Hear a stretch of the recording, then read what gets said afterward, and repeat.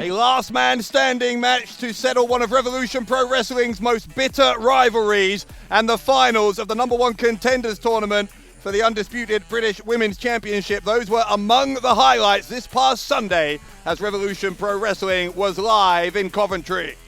And as so often in RevPro, it was an unpredictable afternoon from the beginning, because just as Archie Cole was approaching the ring for our opening tag team match, one of his opponents, Robbie X, jumped him from behind, making him unable to compete. Xander Bryant joined Nino Bryant to even the odds, and an impromptu tag team match ensued. A match during which, as you would expect, the Bryant brothers were very much on the same page. The same, though, could not be said of X and Caven. Things came to a head when X hit Caven with a low blow, essentially taking his own tag team partner out of the match. But despite that, Robbie X able on his own to secure the win over Xander Bryant, who after all had not even expected to be competing in Coventry. Robbie X with the win in that tag team match. The youngest of the Flying Bryant brothers, Leland, had a score to settle of his own coming out of the Revolution Rumble 3 weeks prior when TK Cooper attacked him on his way to the ring, robbing him of his chance to make his York Hall debut, while Cooper was still feeling bitter after his loss to Michael Oku for the undisputed British heavyweight title at the Revolution Rumble. Cooper with a flying headbutt, then a ripcord headbutt, securing the win over Leland Bryant. Bryant, though, put up a hell of a fight against the headbutt messiah.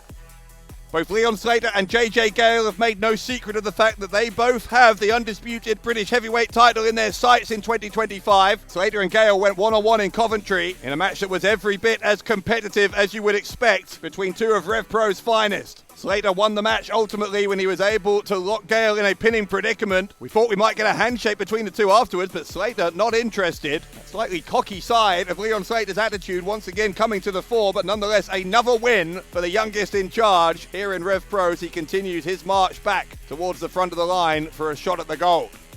In amongst all of the drama surrounding TK Cooper as of late, one of the big open questions has been what his singles push means for the future of his tag team Sunshine Machine. His partner Chuck Mambo was in singles action in Coventry against Trent Seven. Seven, of course, the victim of a vicious beatdown by Cooper after Cooper was eliminated from the Revolution Rumble. And Mambo, who we're not necessarily used to seeing in singles action, nonetheless put in a hell of a showing against Trent Seven. But surely nobody could withstand a pile driver followed by a Birmingham hammer. That is exactly what befell Chuck Mambo as Trent Seven picked up the victory. Unfortunately, though, that was not the end of the story, because TK Cooper attacking Seven, picking up where he left off at the Revolution Rumble after the match. And a heated exchange as well between Mambo and Cooper. Problems abound within Sunshine Machine.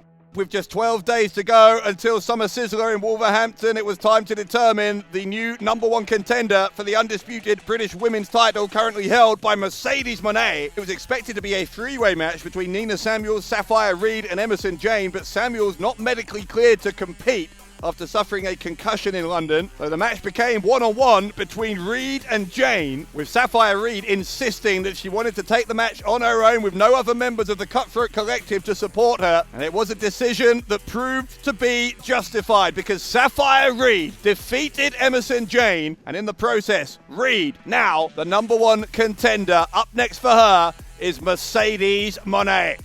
And so to our main event, last man standing between two men whose rivalry has got completely out of hand in the recent past, our freestylers, Ziah and Jay Joshua. Given the recent history between these two, no surprise that the match spilled all around the HMV Empire. A picture of brutality right from beginning to end. Jay Joshua ending up bleeding from the forehead. Ziah taking some unbelievable hits from Joshua as well. Ziah realized he had to take the action to another level, brought a table into play, but that was a decision that ultimately backfired and cost him the contest. Death Valley driver from Joshua, knocking Ziah through the table, keeping him down for the 10 count, as Jay Joshua perhaps now finally settling his feud with Ziah by becoming the last man standing. And so we move on to Friday, July 25th, the hangar in Wolverhampton. We already know Mercedes Moné is going to be there. We know Los Tranquilos de Japón are going to be there. We know it's Michael Oku against Ricky Knight Jr. for the undisputed British heavyweight title. The grizzled young veterans against the young guns in Block A of the Great British Tag League. All of that